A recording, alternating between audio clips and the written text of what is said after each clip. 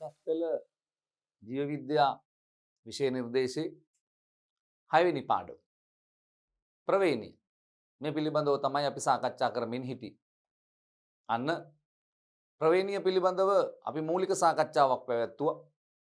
ඒ සාකච්ඡාව ඇතුලේ අපි සාකච්ඡා කරා ප්‍රවේණික පද පිළිබඳව. ප්‍රවේණික පද පිළිබඳව ආවේනිය විචල්්‍යතාවයේ වගේ අන්න අපිට හම්බ වෙන ප්‍රවේණික පද පිළිබඳව අපි සාකච්ඡා කරලා අවසන් කරා. ඒකට අපිට හම්බෙච්ච ඥානය වගේ ඉතා වැදගත් ප්‍රවේණික පද පිළිබඳවත් අපි සාකච්ඡා කරලා අවසන් කරා. අද අපි එතනින් එහාට ඕගොල්ලන්ව අරගෙන යනවා. අන්න ප්‍රවේණියේ ඊළඟ කොටසට යන්නයි අපි මේ සූදානම් වෙන්නේ. එතකොට අපිට හම්බ වෙනවා අන්න ඊළඟ ප්‍රවේණී විද්‍යා සංකල්පයක් එක්ක අපිට හම්බ වෙන ඊළඟ පදය තමයි සමජාත වර්ණ දේහ. ඔබට පේනවා අන්න සමජාත වර්ණ දේහ. මොනවද මේ සමජාත වර්ණ දේහ කියලා කියන්නේ? එතකොට මේ සමජාත වර්ණ දේහ හඳුන්වනකොට අපිට ඕන වෙන පුංචි කාරණා ටිකක් තියෙනවා. ඒ පුංචි කාරණා ටික තමයි අපි දැනගෙන තියෙන්න ඕනේ. මොකද්ද ද්විගුණ සෛලයක් කියන්නේ? ද්විගුණ සෛලයක් කියන්නේ මොකක්ද? මේ බලන්න. අන්න. මේ සෛලය. අන්න. මේ සෛලය ඇතුලේ සමාන දිගින් යුත් වර්ණ දේහ. සමාන දිගින් යුත් වර්ණ දේහ. මේ විදිහේම යම් සංඛ්‍යාවක් තියෙන සෛලය අපි හඳුන්වනවා මොකක් කියලාද? ද්විගුණ සෛලය. මේක 2න් සෛලය. තොර දිගින් සමාන වර්ණ දේහ යම් සංඛ්‍යාවක් තියෙන සංඛ්‍යාව පිළිබඳ ප්‍රශ්නයක් නැහැ. එතකොට මම ඔයගලන්ට පෙන්නන්නම්. මෙන්න මෙහෙම එකක් මේ. අන්න අපිට හම්බුනොත් මේ සමාන වර්ණ දේහ දෙකක් පේනවා. මේ තවත් දෙකක්. මේ තවත් දෙකක්. මේ තවත් දෙකක්. එතකොට මෙන්න මේ විදිහේ වර්ණ දේහ යුගල් යම් සංඛ්‍යාවක් තියෙන සෛලයක් අපි කියනවා මොකක් කියලාද? ද්විගුණ සෛලය. ඒතර උලුට දාගන්න ටක් ගාලා මොකද්ද ද්විගුණ සෛලයක් කියන්නේ? මේ සමාන දිගින් යුත් අපි අර වචනේ පස්සේ දාගමු. මේ සමාන දිගින් කිව්ව ගමන් අපිට හම්බ වෙනවා අර සමජාත කියන පදේ. පැහැදිලි? සමාන දිගින් යුත් වර්ණ දේහ යම් සංඛ්‍යාවක් තියෙන සෛලයක් අපි හඳුන්වනවා මොකක් කියලාද? ද්විගුණ සෛලය. එතකොට අපේ සාමාන්‍ය දේහ සෛලයක මේ જાතිය වර්ණ දේහ යුගල් මේ 1යි 2යි 3යි 4යි 5යි 6යි ඔය විදිහට 23ක් දකින්න පුළුවන් වෙනවා. එතකොට වර්ණ දේහ යුගල් 23ක් අපේ සාමාන්‍ය දෛහික සෛලයක මොනවද මේ දෛහික සෛල? දේහ සෛලයක තියෙන. එතකොට ඔය එකම අපි ගමු මේ ඒක ගුණ සෛලයක් කියන්නේ මොකක්ද කියලා. එතකොට ඒක ගුණ සෛලයක් කියන්නේ මොකක්ද කියලා ගත්තොත් එහෙම අන්න අපිට හම්බෙන එකක් තමයි මේ. මේකේ තියෙන්නේ අන්න එක જાතියක වර්ණ දේහ එකයි. මේක. අනිත් එකේ වගේ නෙවෙයි. ඊට වඩා වෙනස් මේ. අන්න. හරියට ඔක හරි ලේසි පැහැදිලි කරගන්න මේ වගේ මේ. අන්න. මගේ අතේ ඇඟිලි පහ එකිනෙකට වෙනස්. එතකොට ඒක ගුණ සෛලයක් කියන්නේ එකිනෙකට වෙනස් වර්ණ දේහ යම් සංඛ්‍යාවක් තියෙන සෛලයක්. සංඛ්‍යාව පිළිබඳව හොයන්න යන්න එපා. යම් සංඛ්‍යාවක් තියෙන සෛලයක් ඒක ගුණ සෛලයක් ජීවියා අණුව වර්ණ දේහ ගන්න වෙනස් වෙනවා. ඒක බොහොම සරල අපි දන්න සිද්ධාන්තයක්. එතකොට මේ ඒක ගුණ සෛලයක් මේකේ සමාන වර්ණ දේහ නැහැ මේ. එකිනෙකට වෙනස් වර්ණ දේහ තියෙන්න බෑ. එතකොට ඒක ගුණ සෛලයක්. එතකොට අපේ ඒක ගුණ සෛල තමයි ජන්මානු සෛල. ඩිම්බෙක වර්ණ දේහ 23ක් තියෙන මේ 1යි 2යි 3යි 22යි 23යි. ආන්න පැහැදිලි. මේ જાතිය වර්ණ දේහ 23ක් දකින්න පුළුවන් වෙයි. එතකොට ජන්මානු සෛල ඒක ගුණයි. ආන්න අපි කියනවා ඒවා සිම්පල් ලෙන් වලින් දක්වන්න පුළුවන්. දේහ සෛල ද්විගුණ. එතකොට මේ දේහ සෛල ද්විගුණ උනේ කොහොමද? අපිට මේ කොහෙන්ද මේ සෛල? අපිට මේ කොහෙන්ද මේ සෛල? මේ අපේ දේහ සෛලේ වර්ණ දේහ යුගල් 23ක් තියෙනවා. ඒ කියන්නේ වර්ණ දේහ 46ක් තියෙනවා. කොහෙන්ද අපිට මේ සෛලෙට වර්ණ දේහ ආවේ? මේ සෛලෙට වර්ණ දේහ ආවේ කොහෙන්ද? එතකොට සෛලේ නම් අම්මගේ ඩිම්බය තමයි අන්න තිබ්බේ.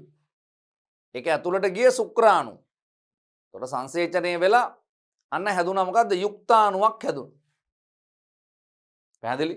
එතකොට යුක්තාණුවට අම්මගෙන් වර්ණ දේහ 23ක් ආව මේ. එතකොට අම්මගේ ඩිම්බය ඇතුලේ තිබ්බ වර්ණ දේහ 23ක් මේ වගේ වෙනස් ඒවා මේ. තාත්තගේ ශුක්‍රාණුවෙන් වර්ණ දේහ 23ක් ආව මේ. ඒකෙත් එකිනෙකට වෙනස් වර්ණ දේහ තිබුණා මේ. දැන් මොකද උනේ? අන්න මේ පියාගෙන් ආපු වර්ණ දේහ 23, මේ මවගෙන් ආපු වර්ණ දේහ 23, මේවා ඒක ගුණ සෛල ඩිම්බ ශුක්‍රාණු කියන්නේ ඇවිල්ලා මෙන්න සම්බන්ධ වෙනවා. අන්න හැදෙනවා ද්විගුණ සෛලයක් හැදෙනවා දකින්න පුළුවන්. මේ වර්ණ දේහ යුගල් තියෙන. එකක් තාත්තගේ, එකක් අම්මගේ, එකක් තාත්තගේ, එකක් අම්මගේ. අන්න වැඩි. එහෙනම් ද්විගුණ සෛල හැදෙන්නේ ඒක ගුණ සෛල වලින්. අන්න එහෙනම් එකක් ද්විගුණ සෛලයක තියෙන වර්ණ දේහ යුගලයෙන් මේවා පාඩම් කරන්න එපා. ආපෝ මේවා පාඩම් කළා මතක තියාගන්නේම නෙවෙයි. පොඩි අවබෝධයක තියාගන්න. මේ තමයි අපිට හම්බෙන ප්‍රවේණියේ මොන්ටිසෝරි. බේසික් එක මේ තියෙන්නේ. එතකොට ද්විගුණ සෛලයක සමජාත වර්ණ දේහ යුගලයෙන් එකක් මවගෙන්ද අනිත් එක පියාගෙන්ද ලැබිලා තියෙන්නේ.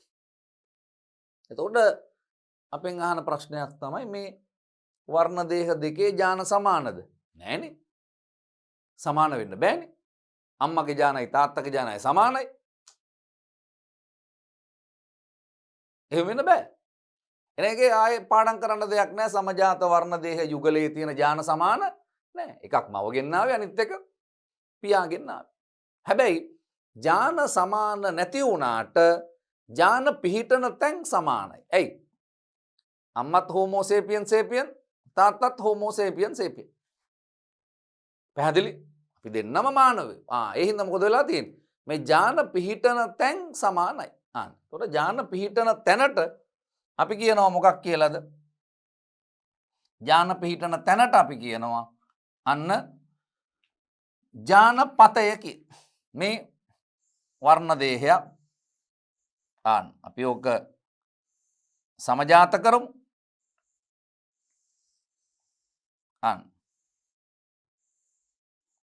එතකොට සමජාත වෙනකොට මොකද වෙලා තියෙන්නේ?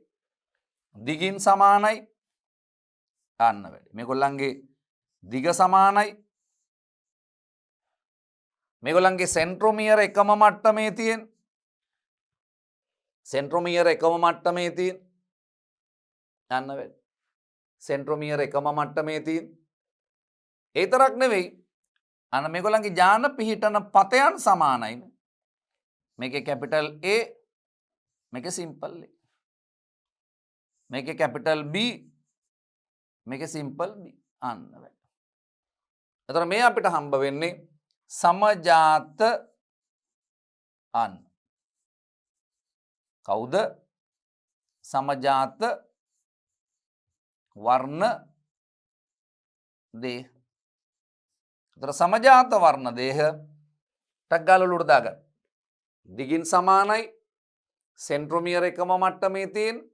ඥානපතයන් අන්න සමාන වෙන. හැබැයි ඥාන සමාන නැහැ. ඔච්චරයි. දැන් ඔය ටික පාඩම් කරන්න ඕනද? පාඩම් කරන්න ඕනේ. හැබැයි අපි ඕක අපේ අන්න සටහනට එකතු කරගන්න. අපේ සටහනට එකතු කරගන්න. එහෙනම් බලන්න සමජාත වර්ණ දේහ අර තව වචනයක් තියෙනවා. සම ප්‍රභව වර්ණ දේහ ප්‍රභවයන් සමානයි. අන්න වැඩි. සම ප්‍රභව ද්විගුණ ජීවියෙකුගේ දේහ සෛලයක පවතින රූපීයව සමාන. අන්න අපිට හම්බ වෙනවා මොකක් කියලාද? රූපීයව ද්විගුණ ජීවියෙකුගේ තියෙන රූපීයව සමාන වර්ණ දේහ අන සමජාත වර්ණ දේහ යුගල ලෙස හඳුන්වනවා. බැලූ බැල්මට රූපීයව සමාන. පැහැදිලි? සමජාත වර්ණ දේහයෙන් යුගලයෙන් එකක් කාගෙන්ද ආවේ? අන්න අම්මගේ ඩිම්බෙන් ආවා. අනෙක ආව කාගේද?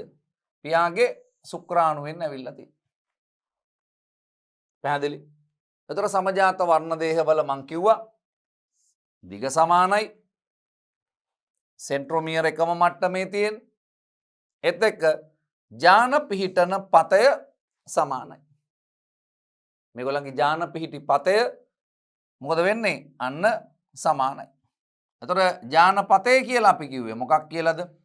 මේ ජාන පිහිටන අන්න ස්ථාන සමානයි. මෙයාට කෙලින් ආන්න වැඩි. ජාන පිහිටන ස්ථාන මොකද වෙලා තියෙන්නේ? සමානයි. ජාන පිහිටන ස්ථාන සමාන වුණාට ජාන සමාන නැයි කියන එක පැහැදිලි. චුට්ටක් අර හිතන්න අම්මයි තාත්තයි සමාන නැහැ. ඒ හින්දා ඒගොල්ලන්ගෙන් අපිට ආපු ජාන සමාන නැහැ. හැබැයි ජානපතයන් මොකද වෙලා තියෙන්නේ? සමාන වෙනවා. යන ඊළඟ කොටස බලන්න.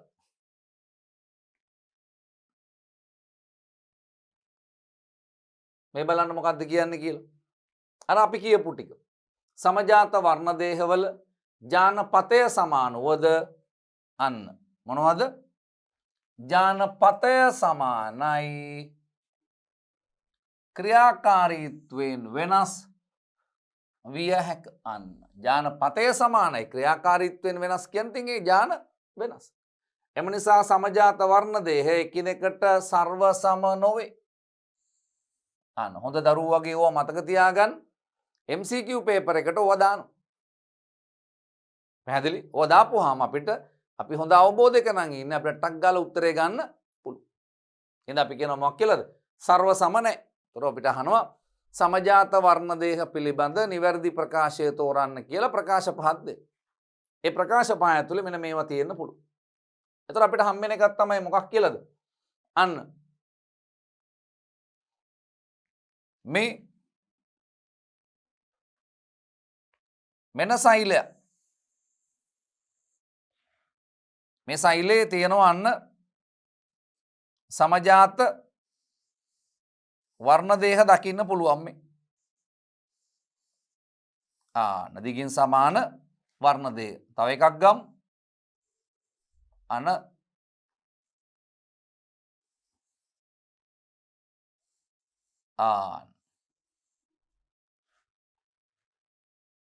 ඌනන විභාජනයේදී මතක තියාගන්න ඌනන විභාජනයේ අපි දන්නවා ඌනන විභාජනයේ ප්‍රධාන පියවර දෙකක් තියෙනවා.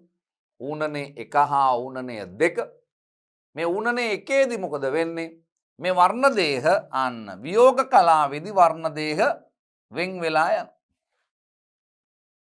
ඌනන විභාජනයේ 1 වියෝග කලාවේදී අන්න මේ වර්ණ දේහ වෙන් වෙලා සෛල දෙකට මාරු වෙනවා. ඒතර අපි කියනවා මොකක් කියලාද?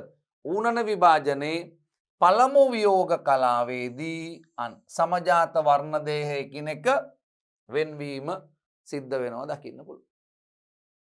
ඒතර බලන්නකො මොකක්ද කියලා. සමජාත වර්ණ දේහ වෙන් වෙන්නේ ඌනනේ 1ේදී. ඌනනේ 2ේදී නෙවෙයි. පැහැදිලි? ඌනනේ 1ේදී සමජාත වර්ණ දේහ වෙන් වෙනවා. ඒ කියන්නේ ඌනනේ 1ේදී තමයි 46ක් තියෙන සෛලය 23ක් තියෙන සෛල දෙකක් බවට පත් වෙන්නේ. ඒතර අපිට හම්බ වෙන මේ වර්ණ දේහ 46ක් තියෙන සෛලය මොකද්ද කරගන්න? අන්න වර්ණ දේහ 23ක් තියෙන සෛලයක් බවට පත් වෙනවා දකින්න පුළුවන් වෙනවා. මේ වර්ණ දේහ 46ක් තියෙන සෛලය. මේ වර්ණ දේහ 46ක් තියෙන සෛලය ඌනනේ 1ේදී තමයි අන්න වර්ණ දේහ 23ක් තියෙන අන්න සෛල දෙකක් බවට පත් වෙන්නේ. අන්න වැඩි. පැහැදිලි? 46ක් තියෙන සෛල 23ක් තියෙන සෛල දෙකක් බවට පත් වෙන්නේ මොකේදීද? ඌනනේ 1ේදී. ඌනනේ 1ේදී. ඊට පස්සේ මෙයා බෙදිලා අන්න තව සෛල දෙකක් හදනවා. ඒකෙත් වර්ණ දේහ 23 ගානේ තියෙනවා. මෙයා බෙදිලා ආන්න සෛල දෙකක් හදනවා. ඒකෙත් 23 ගානේ තියෙනවා. මේ වැඩේ වෙන්නේ අන්න ඌනනේ 2ේදී. ඌනනේ 2. එතන අපිට හම්බ වෙන්නේ මේ වර්ණ දේහ වෙන් වෙලා යන්නේ මේ. අන්න සමජාත වර්ණ දේහ වෙන්වීම සිද්ධ වෙන්නේ අන්න අපිට හම්බ වෙන ඌනනේ 1. ඒක තමයි මේ කියන්නේ. උනනේ විභාජනයේ පළමු වියෝග කලාවේදී සමජාත වර්ණ දේහ එකිනෙක වෙන්වීම සිද්ධ වෙනවා. මිනිස් දේහ සෛලවල සමජාත වර්ණ දේහ යුගල් 23ක් දකින්න පුළුවන් වෙයි.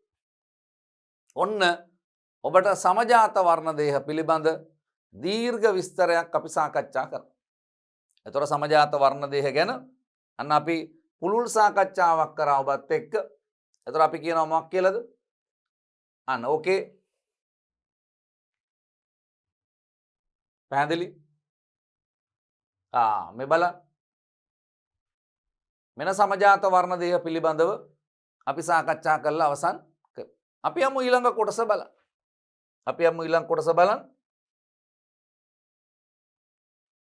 මේ ඔයගලන්ට බොහොම පැහැදිලි. දිගින් සමානයි. සෙන්ට්‍රොමියර එකම මට්ටමේ තියෙන. එකක් ආවේ මේ පියාගේ පීතෘ වර්ණ දේහය. අනික ආවේ මවගේ මාතෘ වර්ණ දේහය.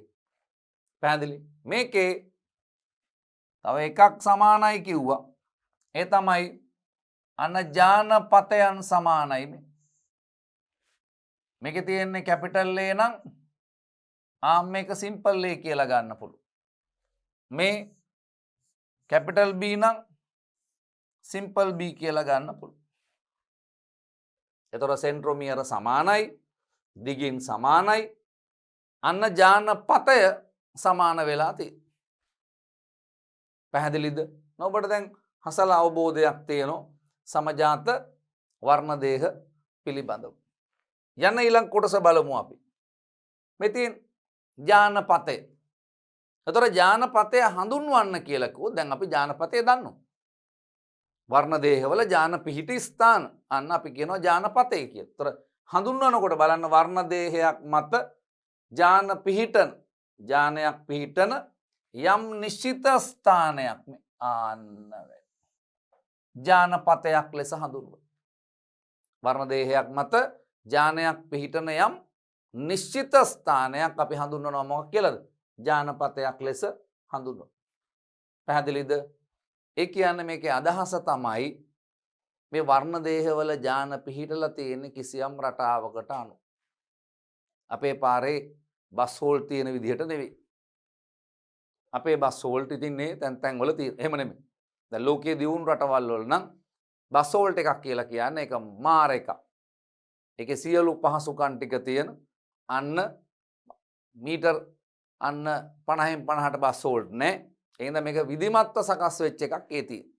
හින්දා වර්ණ දේහවල ජාන පිහිටලා තියෙන්නේ කිසියම් රටාවකට අනුව කියන එක බොහොම පැහැදිලි. ඇයි? මේගොල්ලන්ට පතයක් තියෙන හින්දා. අපි කියනවා මොකක් කියලාද? මේකෙන් පැහැදිලි වෙන්නේ අන්න වර්ණ දේහ මත ජානයම් අනුපිළිවෙලකට සකස් වෙලා තියෙනවා කියන එක. අපි හොයලා බැලුවොත් මේ අන්න මෙන්න ජාන පේනවා. පොඩි අනුපිළිවෙලක් මේකේ තියෙනවා.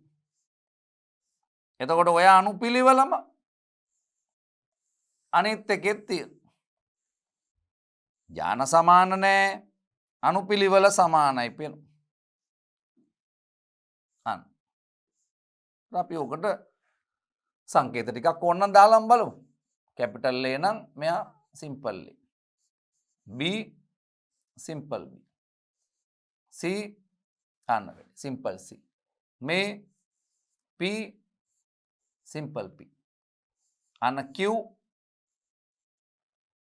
R පේනොත් එන වර්ණ දේහ මත මේ ජාන පිහිටන රටාව මොකද වෙලා තියෙන්නේ? සමානයි. පැහැදිලිද? රයිට්. එහෙනම් ඔබට ඔන්න සමජාත වර්ණ දේහ පිළිබඳ අදහස අපි පැහැදිලි කිරීම කරගත්තා. අන්න එන්න ඊළඟ එකට. වර්ණ දේහ ගැන කතා කරනකොට අපිට ඊළඟ එකක් තමයි හම්බෙන්නේ ඇලීල. එහෙමත් නැත්නම් ඇලීලික ජාන කියන ඒවා. දැන් මම මේ අර කලින් කියපු විස්තරය ඇතුලේ මේක තියෙනවා. හැබැයි අපි ඒ වලට ඒ නම පාවිච්චි කරේ නැහැ. අපි කිව්වා මොකක් කියලාද? අන්න වර්ණ දේහ මත මෙන් බලන් ඉන්න. මෙන්න වර්ණ දේහය, මේ සෙන්ට්‍රොමියරය, මෙන්න ඊළඟ වර්ණ දේහය. ආන්න. එතකොට අපි කියන්න හදන්නේ ඇලීල ගැන. එතකොට ඇලීල ගැන කියනකොට අපිට හම්බෙන එකක් තමයි ජානයකට තියෙනවා ඇලීල දෙකක්. එතකොට කෙටියෙන්ම මතක තියාගන්න අපි යන්නේ ඉස්සෙල්ලාම අර මූලික එකෙන් අරන් ගියාමනේ අපිට ලේසි. අපි ජානයක් කිව්වේ ඉස්සෙල්ලා මොකක් කියලාද? part of the DNA. DNA දාම කොටසක්. හැබැයි ඉතින් DNA දාම කොටසක් ජානයක් කියලා ලිව්වට ලකුණු හම්බෙන්නේ නැහැ කියලා මං කිව්වා. ඒකට තව එකතු වෙන්න ඕන ටිකක් තියෙනවා. ප්‍රධාන කාරණා ගණනාවක් මම පැහැදිලි කිරීම කරා ජාන. එතකොට දැන් ඇලීල පැහැදිලි කරනකොටත් අපිට පුළුවන් නිකන් අදහස ගන්න ජානයක විකල්ප ස්වරූප. අපි කියනවා ඇලීල. ජානයක විකල්ප ස්වරූප අපි හඳුන්වනවා ඇලීල.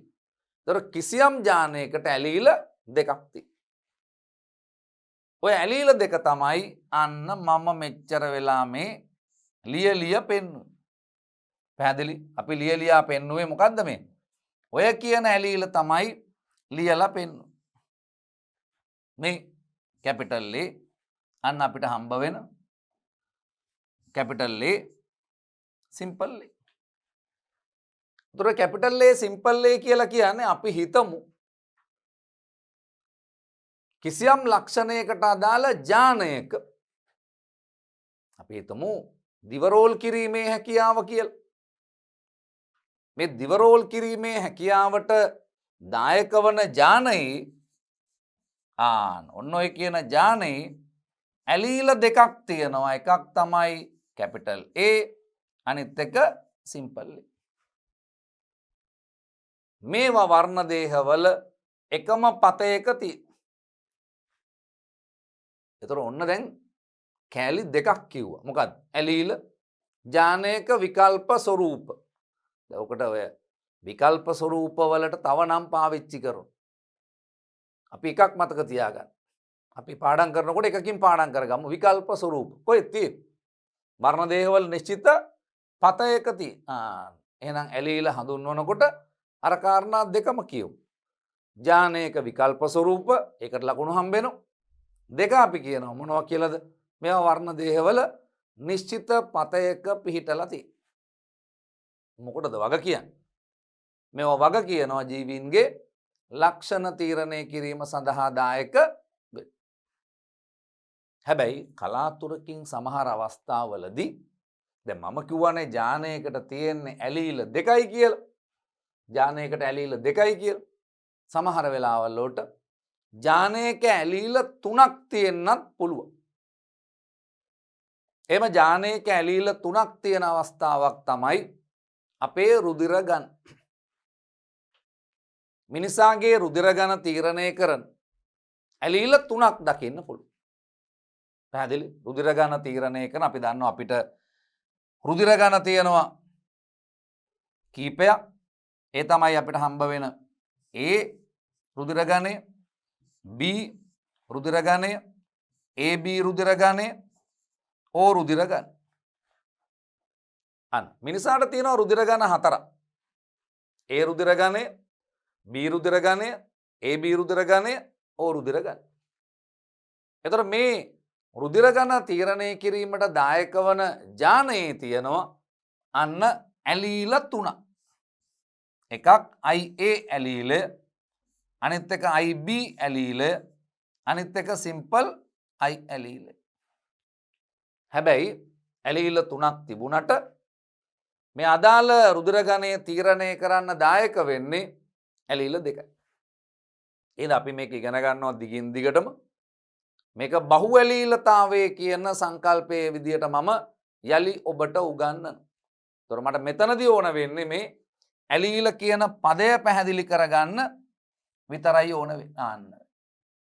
එතන අපි කියනවා මොකක් කියලාද? ඇලීල එමත් නැත්නම් ඇලීලික ජාන. වර්ණ දේහවල එකම පතයක පිහිටි ජානවල විකල්ප ස්වරූප. අර තියෙන මං කිව්වේ ප්‍රත්‍යාවර්ත ස්වරූප. ඒකාන්තර අනුවාද. මම ඉගෙනුවට ඕගොල්ලන් උගන්නන්න නෙවෙයිනේ.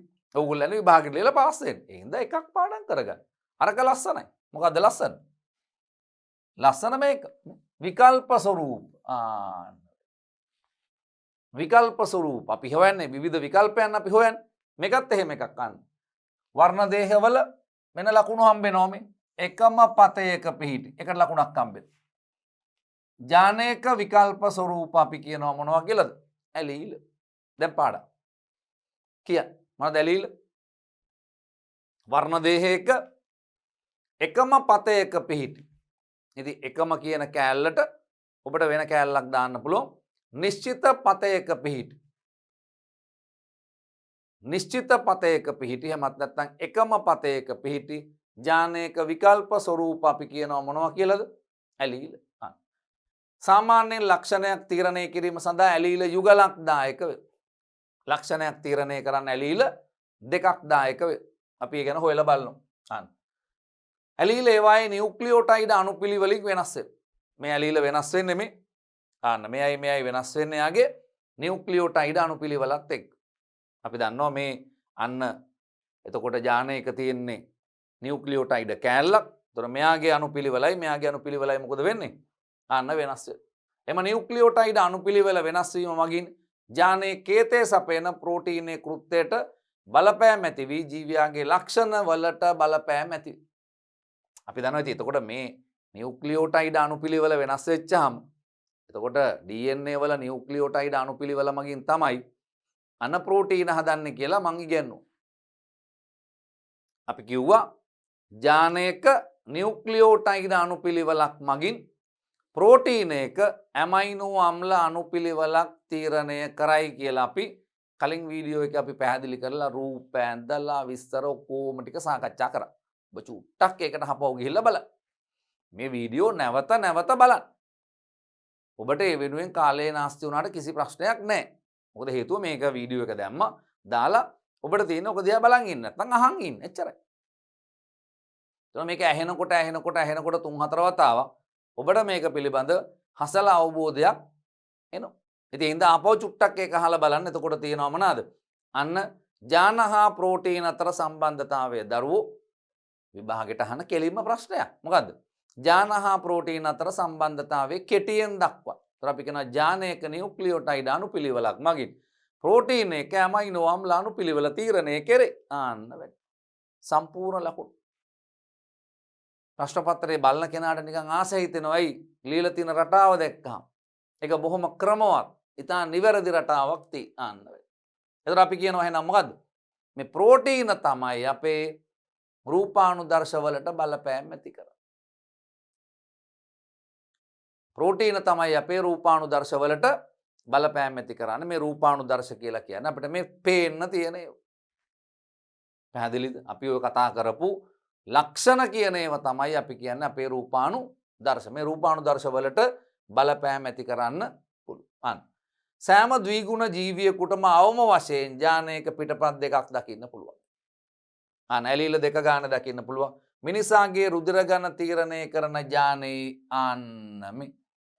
රුධිර ගණ තීරණය කරන ජානයේ පිටපත් 3ක් දකින්න පුළුවන්. මේ තියෙන පිටපත් 3. IA, IB, simple I. ඒතර ඕගලන්ට අන්න ඕක වැඩි වෙන්නේ නැහැ. අපිට ඕනම් පුළුවන් ඕක බලන්න. මොකද්ද මේක ඇතුලේ තියෙන්නේ කියලා. මේ IA කියන ඇලීලයයි තවත් IA කියන ඇලීලයකුයි. එහෙමත් නැත්නම් IA කියන ඇලීලයයි simple I කියන ඇලීලයයි තිබ්බොත් අපිට ලැබෙන්නේ ඒ රුධිර ගණය. ඔය ඉස්සරහටත් අපි මතක් කරනවා වැඩි වෙන්නේ නැති හින්දා මේ කියන්නේ. IA ඇලීලය හෝ IA simple I තිබ්බොත් ඒ රුධිර ගණය. IB ඇලීලය එහෙමත් නැත්නම් IB simple I ඇලීලය තිබ්බොත් අපිට ලැබෙනවා B රුධිර ගණය. අපිට IA ඇලීලයයි IB ඇලීලයයි තිබුණොත් අපිට ලැබෙනවා AB රුධිර ගණය. අපිට සිම්පල් I ඇලීල දෙකක් විතරක් තිබුණොත් අපිට ලැබෙනවා O රුධිර ගණය. ඔන්න රුධිර ගණන ලැබෙන විදිය. දැන් ඔබ හොයලා බලන්න පුළුවන් ඔබට තියෙන්නේ මොන රුධිර ගණයක්ද? එහෙනම් ඔබේ ඇලීල කොයි වගේද කියලා අන්න හිතා ගන්න පුළුවන්. හැබැයි මේගොල්ලන්ගේ නම් මේ සිම්පල් I විතරයි. මෙයාගේ IA IB විතරයි. හැබැයි මෙයාගේ මෙහෙමයි ඉන්නත් පුළුවන්, මෙහෙමයි ඉන්නත් පුළුවන්. මෙහෙමයි ඉන්නත් පුළුවන්, මෙහෙමයි ඉන්නත්. ඔන්න අපි එහෙමනම් ඇලීල පිළිබඳව සාකච්ඡා කරා. රයිට්. අපි යමු ඊළඟ කොටස බලන්න. සමයෝගී බව හා විෂමයෝගී බව. පැහැදිලිද? එතකොට අපිට මේ ඥාන ගැන අපි මේ කතා කර ඉන්නේ. අන්න මේ ඥානයක සර්ව සම ඇලීල දෙකක් නම් තියෙත්. මේ බලන්නකෝ. මොකක්ද කියන්නේ? ඥානයක තියෙනවා අන්න සර්ව සම ඇලීල දෙකක්. ඥානයක තියෙනවා සර්ව සම ඇලීල දෙකක්. ගන්න. අපි ගම්මු උස තීරණය කරන ඥානය. උස තීරණය කරන ඥානය මේ ඥානයේ ඇලීල දෙකක් අපිට දකින්න පුළුවන් වෙනවා. මේක තමයි ඥානය. ඒ ඥානයේ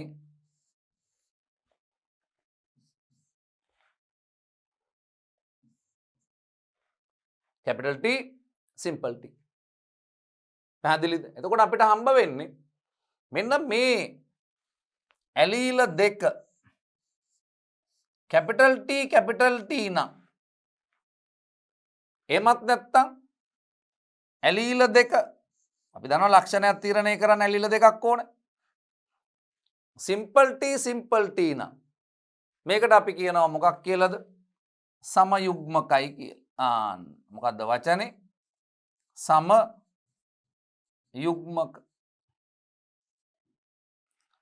අපි හඳුන්වනවා මොකක් කියලාද? සමයුග්මක කියලා. එතකොට මෙතනදී අන්න මේ අපිට හම්බෙන capital T මේ simple T මේ දෙකම අපි හඳුන්වන්නේ එකම ඇලීල තියෙන. දැන් අපි කියනවා සමයුග්මකයි. බැරි වෙලා මෙහෙම තිබුණොත් එහෙම capital T එකක් එක්ක simple T තිබ්බොත් අන්න අපි කියනවා මොකක් කියලාද?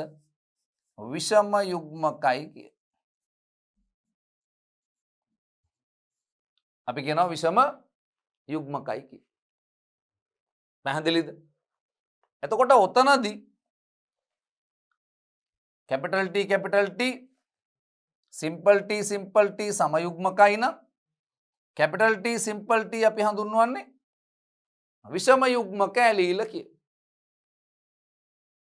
එතකොට මෙන්න මෙතනදී අපිට හම්බෙන කාරණාවක් තමයි මෙන්න මේකත් ඔය එක්කම පැහැදිලි කරගෙන යමු. මේ බලන්න. එතකොට අපි මුහුංකරණයක් වුණොත් එහෙම capital T simple T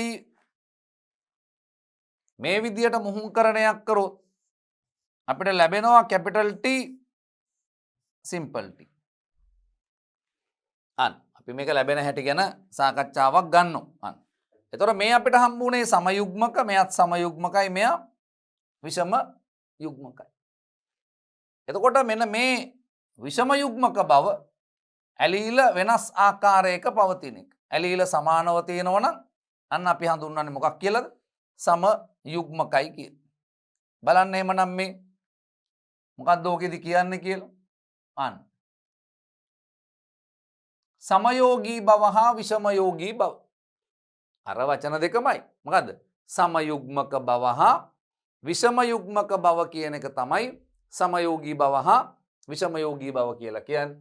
යම් ඥානයක සර්ව සම ඇලීල දෙකක් දැරීමේ తত্ত্বය සමයුග්මක తত্ত্বය නැත්නම් සමයෝගී తত্ত্বය පෙනුන.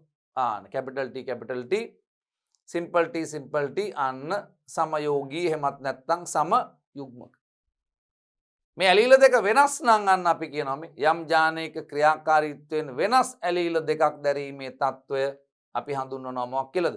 විෂම යුග්මක. ඒ කියන්නේ කැපිටල් T සිම්පල් T අපි කියනවා විෂම යෝගී නැත්නම් විෂම යුග්මක. සිංහල වලට බය වෙන්න එපා. එහෙම සිංහල පද තියෙන්න පුළුවන් මේ. එකක් පාඩම් කරගන්න. විෂම යෝගී. එහෙම නැත්නම් විෂම යුග්මක. සමයෝගී නැත්නම් සම යුග්මක. එහෙනම් මොකද්ද කියන්නේ? ඇලීල දෙක සමානයි නම් ඒක කැපිටල් වෙන්නත් පුළුවන් එහෙමත් නැත්නම් සිම්පල් වෙන්නත් පුළුවන්. අපි කියනවා සමයුග්මකයි. ඇලීල දෙක වෙනස් නම් අන්න අපි කියනවා මොකක් කියලාද? විෂම යුග්මකයි. අන්න වැඩි. ඊළඟට එන්න ප්‍රමුඛ ඇලීල. ප්‍රමුඛ ඇලීල. මොකක්ද ඒ කියන්නේ? ප්‍රමුඛ ඇලීල. ඔතනදී අපි ගන්නවා ඔය වචන දෙක එකටම ගන්න. මොකද්ද වචන දෙක? ප්‍රමුඛ ඇලීල, නිලීන ඇලීල. dominant alleles and recessive alleles කියන දෙක. මේ ප්‍රමුඛ ඇලීලයක් කියන්නේ අන්න ලක්ෂණයක් තීරණය කරන්න මේ capital T simple T න අපි හිතමු මේකෙන් ඇති කරන්නේ උස කියලා. පැහැදිලි? උස කියන ලක්ෂණය තමයි ඇති කරන්නේ මේ capital T simple T විෂම යුග්මක ඇලීල මගින්. මෙන්න මේ අවස්ථාවේදී මෙන්න මේ එක ඇලීල් එක ක්‍රියාකාරීත්වය යටපත් වෙලා අනිත් ඇලීලේ ක්‍රියාකාරීත්වය ඉස්මතු වෙලයි තියෙන්නේ. පැහැදිලිද? එක ඇලීලයක් යටපත් වෙලා අනිත් එක මක් වෙලා තියෙන්නේ? ඉස්මතු වෙලා තියෙන්නේ. අන්න මොකද ඒ හින්දා අපි කියනවා මොකක් කියලාද? අන්න එහෙම එක ලක්ෂණයක් යටපත් කරලා අනිත් ලක්ෂණේ ඉස්මතු වෙලා තියෙනවා. අන්නේ ඉස්මතු වෙච්ච ලක්ෂණයට වග කියන ඇලීලය අපි හඳුන්වනවා මොකක් කියලාද? ප්‍රමුඛ ඇලීල. එහෙනම් ඒ වෙලාවේ යටපත් වෙච්ච ලක්ෂණයට අදාළ ඇලීල අපි කියනවා මොකක් කියලාද? නිලීන ඇලීල. එහෙනම් මෙන්න මේ වගේ විෂම යුග්මක අවස්ථාවකදී මේක කොහොම එකක්ද? විෂම යුග්මක විට මෙන්න මේ අවස්ථාවේදී මේ සිම්පල් T ඇලීලය යටපත් වෙලා කැපිටල් T ඇලීලය ඉස්මතු වෙනවා. එහෙනම් අපි කියනවා කැපිටල් T ප්‍රමුඛ ඇලීල. ප්‍රමුඛ ඇලීල සිම්පල් T අපි හඳුන්වනවා නිලීන ඇලීල. අන්න දැන් මේකේ මේ මොන්ටිසෝරිය තමයි වැඩේ අමාරු. මොන්ටිසෝරියේදී නැත්තම් එකේ පන්තියේදීනේ පුංචි කාලේදී අපිට අකුරු ලියන්න අයන්න බොහොම අමාරුවෙන් ගැට ගහලා තමයි අකුරු ලිය. හැබැයි 3 4 5 පන්ති වලට එනකොට අපිට අයන්න ලියන එක නැති. ඉතින් ඒ වගේ මේක මේ හඳුන්වනකොට තමයි මේ වචන අපි මේ නාගෙන මේ ප්‍රමුඛ ඇලීල, නිලීන ඇලීල මේවා කියන්නේ. හැබැයි අපි මේක තා චුට්ටක් ඉස්සරහට යනකොට අපිට මේවා බොහොම සාමාන්‍ය කාරණා වෙනවා. හැබැයි මට අර ඕන කරන වටපිටාව හදා ගන්නයි මේ වචන ටික මම මක් කරා යන්නේද? පැහැදිලි කිරීම කරගෙන යන්න. පැහැදිලිද? එහෙනම් ඔන්න බලන්න ආපහු. ප්‍රමුඛ ඇලීල විෂම යුග්මක අවස්ථාවේ මේ தත්ත්වයේ තියෙනකොට එක් ඇලීලයක ප්‍රකාශනය යටපත් කිරීම ජීවයාගේ රූපානුදර්ශය තීරණය කරනවා නම් ඒ කියන්නේ කාවර යටපත් කරලා රූපානුදර්ශය තීරණය කරනවා නම් ඒක අපි කියනවා මොකක් කියලාද? ප්‍රමුඛ ඇලීලයක් කියලා. දැන් ගෙදර තියෙන අන්න තාත්තව අම්මා යටපත් කරලා එයාව අභිභවා යනවා නම් අපි කියන රයිට් අම්මා තමයි තීන්දුව ගන්න ගෙදර. එයා තමයි ප්‍රමුඛය. ඒක අනිත් පැත්ත නම් අපි කියනවා අන්න කවුරු කියලාද? අන්න තාත්තා නම් තීන්දුව ගන්න තාත්තා ප්‍රමුඛය. ඒ වෙලාවේදී යටපත් වෙන එක්කෙනා අපි කියනවා මොකක් කියලාද? අන්න නිලීනය. නිලීනය කියන වචනේ තේරුම දුර්වලයි කියන එක. ඒක නිස්මතු වෙන්නේ නැත්තේ. මන්න වැඩි. ඊට පස්සේ යන්න මේ නිලීන ඇලීල මං කිව්වේ විෂමයෝගී අවස්ථාවේ රූපානුදර්ශයට කිසිදු බලපෑමක් ඇති නොකර යටපත්ව පවතින ඇලීලය අපි කියනවා නිලීන ඇලීලය කියලා. මේ බලන්න මොකද්ද කියන්නේ කියලා. කැපිටල් T සිම්පල් T අවස්ථාවේ කාටද? මෙන්න මේ උස කියන ලක්ෂණය අපි කියනවා කැපිටල් T මගින් තමයි උස ඇති කරන්නේ. එයාට කිසිදු බලපෑමක් ඇති කරන්නේ නැතුව මෙයා ඉන්නේ. සමහර ගෙවල් වල ඉන්නේ අම්මලා ඉන්න වචනයක්වත් කතා කරන්න තාත්තට ඕන එකක් කරගන්න කියලා සද්ද නැතුව ඉන්නේ. එතකොට අම්මා කවුද? නිලී නැලීලේ බලපෑමක් ඇති කරන්නේ නැහැ.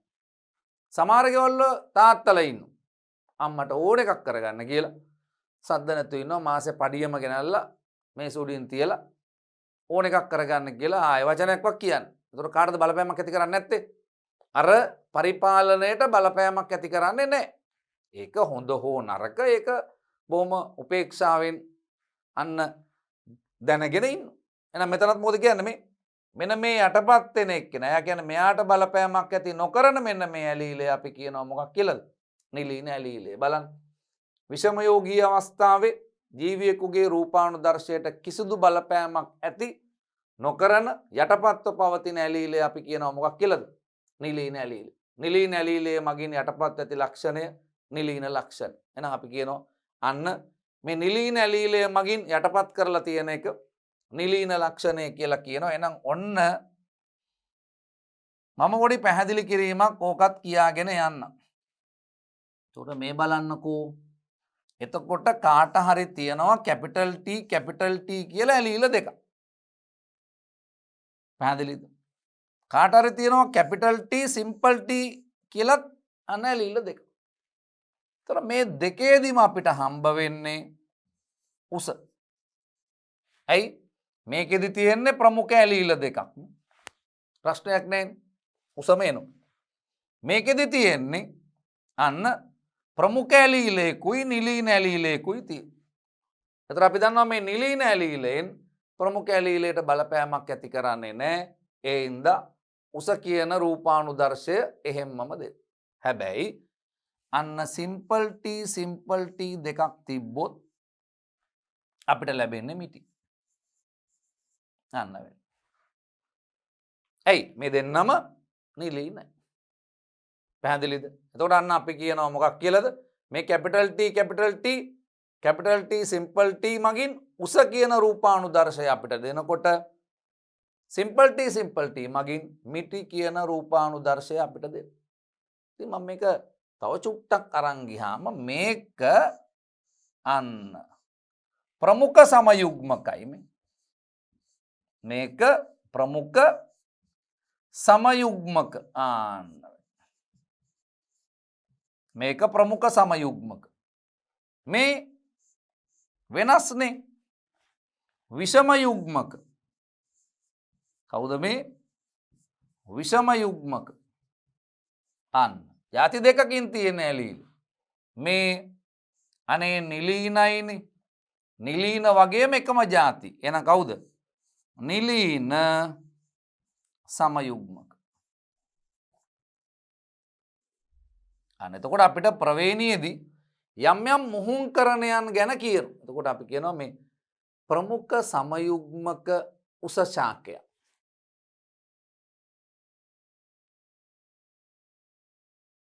නිලීන සමයුග්මක මිටි ශාකයක් එක්ක මුහුංකරණය කරනවා අපට.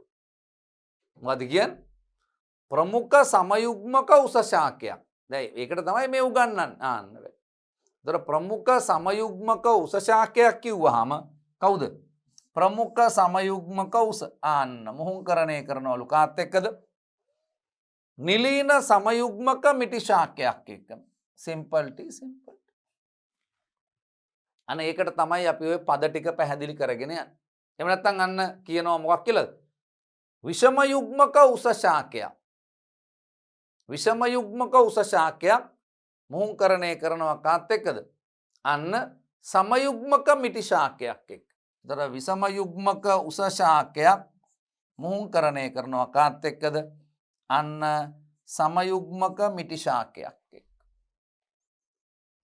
පැහැදිලිද? දැන් ඔන්න අන්න ඕගොල්ලන්ට පැහැදිලිව තියෙනවා මේ එතකොට නිලීන ඇලීල ක්‍රියාත්මක වන්නේ නිලීන සමයුග්මක විටදී පමණ. මේ නිලීන ඇලීලේ ක්‍රියාත්මක වෙන්නේ මෙන්න මේ අවස්ථාවේදී අන්න විතරයි ක්‍රියාත්මක වෙන්නේ. පේනවා? මේ අවස්ථාවේදී ක්‍රියාත්මක වෙන්න බෑ ඒ හින්දා මක් වෙලා තියෙන්නේ යටපත් වෙලායි තියෙන්නේ. එහෙනම් අපි උත්සාහ කරන්න ඕනේ අන්න නිලීන ඇලීලයක් වෙන්න නෙවෙයි මොකක් වෙන්නද ප්‍රමුඛ ඇලීලයක් වෙන්න. එවිට මොකද වෙන්නේ? යටපත් වීමක් සිද්ධ වෙන්නේ නැහැ. අන්න මක් වෙලා තියෙන පුළුවන්ද? ප්‍රමුඛව ඉන්න පුළුවන්කම අවස්ථාව හම්බ වෙනවා. නිලීන වුණොත් අනිවාර්යෙන් ඒක මක් වෙලා යනවද? යටපත් වෙලා යනවා දකින්න පුළුවන් වෙනවා. ඔන්න අපි පැහැදිලි කරගත්තා අන්න ප්‍රමුඛ ඇලීල හා නිලීන ඇලීල. ඊට පස්සේ අපිට හම්බ වෙනවා මොකද්ද? අන්න ගෙනෝමය ඉංග්‍රීසි වචනයක් අපි සිංහලෙන් එහෙම්මම කියනවා ගෙනෝමය ගෙනෝම් කියන එක. ගෙනෝම් කියන එක අපි හඳුන්වන්නේ මොකක් කියලාද? ගෙනෝමය.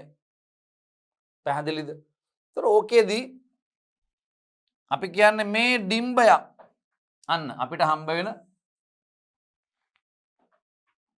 ගෙනෝමේදී අපි කියන්නේ මේ ඩිම්බයක්. ඩිම්බයක් කියන්නේ ඒක ගුණ සෛලයක්.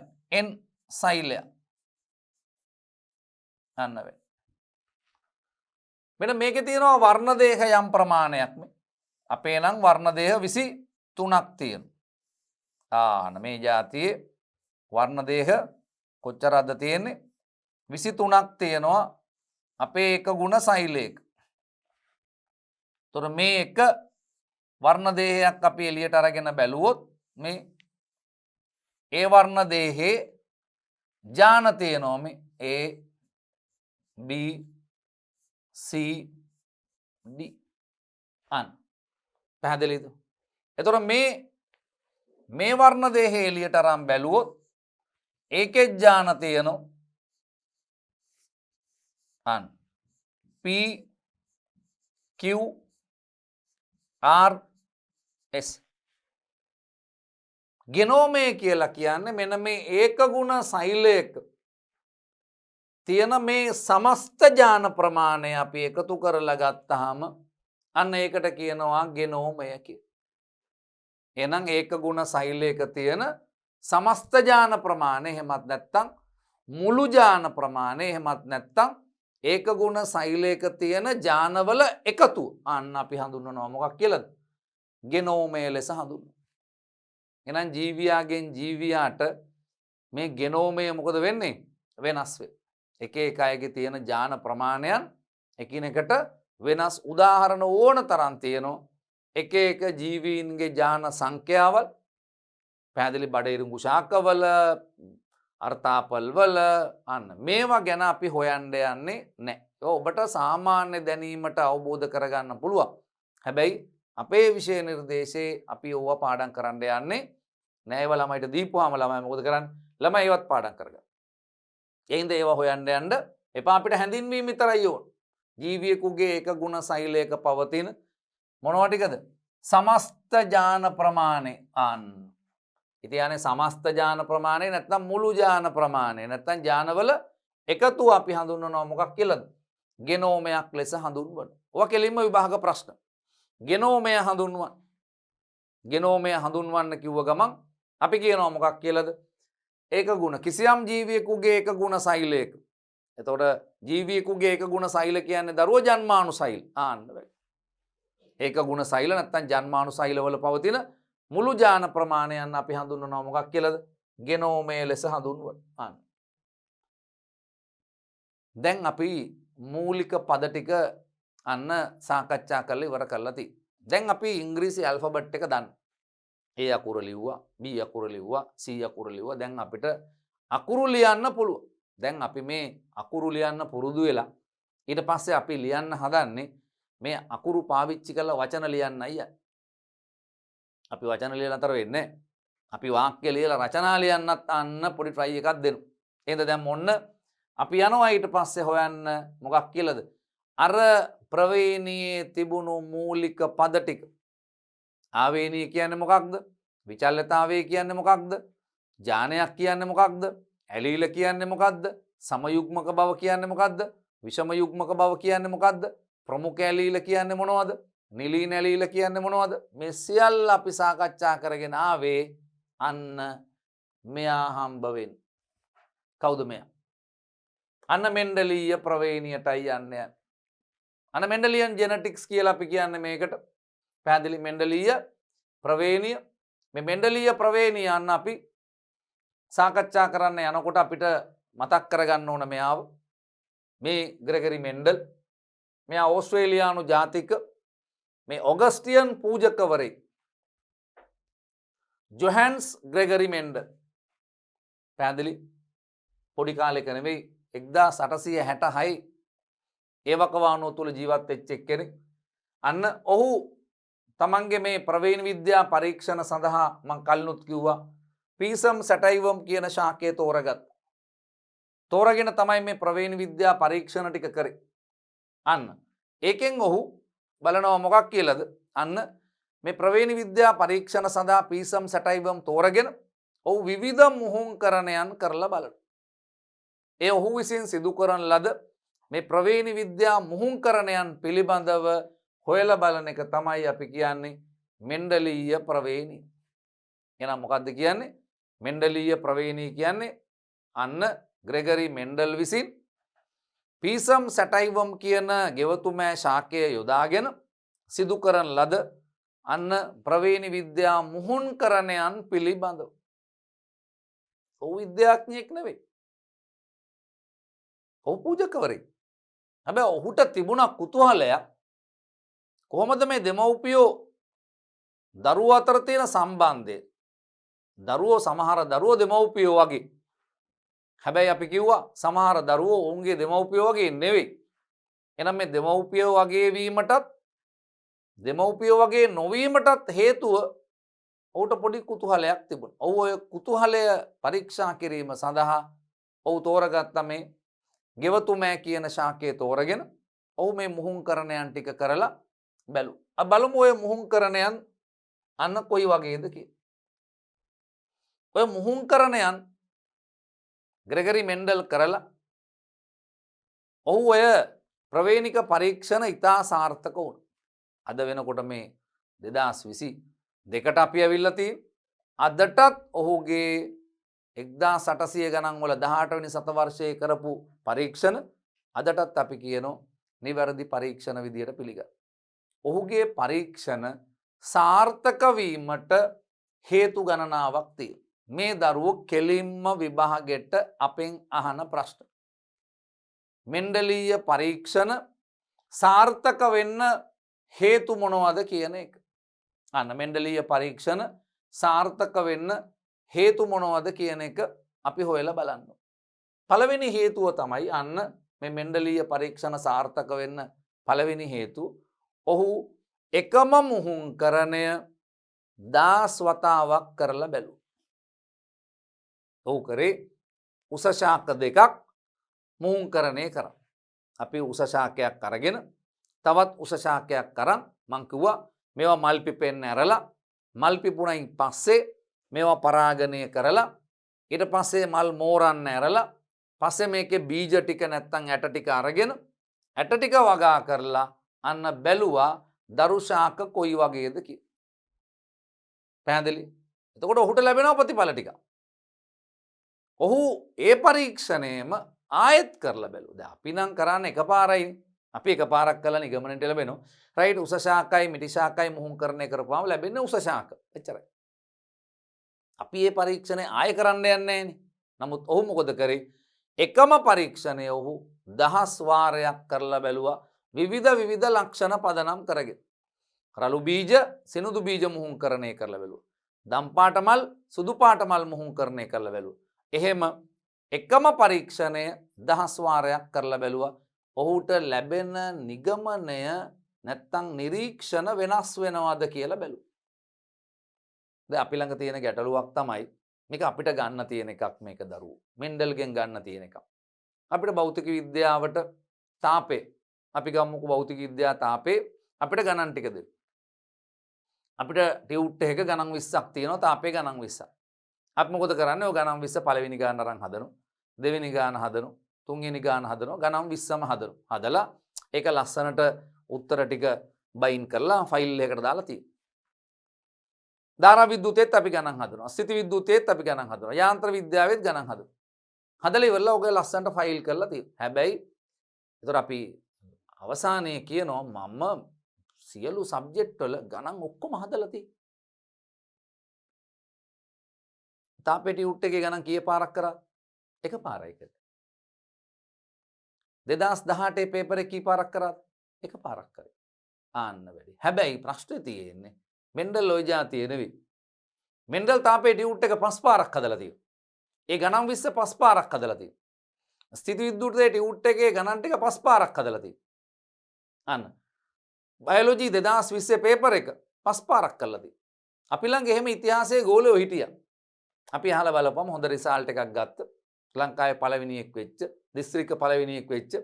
අන්න දරුවෙක්ගෙන් අපි අහලා බලපුවම සමහර දරුවෝ කියනවා. සමහර දරුවෝ එහෙම නැහැ. දරුවෝ කියන්නේ මේ එක එක බුද්ධි මට්ටම්නේ. සමහර අය එහෙම ලොකුවට නැහැ. ප්‍රශ්න පත්‍ර ටිකක් කරා, වැඩ ටික කරා පිළිවෙලට අන්න ඒ සාමාර්ථ 3ක් ගත්තා. විභාගේ පාස් වුණා. වෛද්‍ය විද්‍යාලේ ගියා.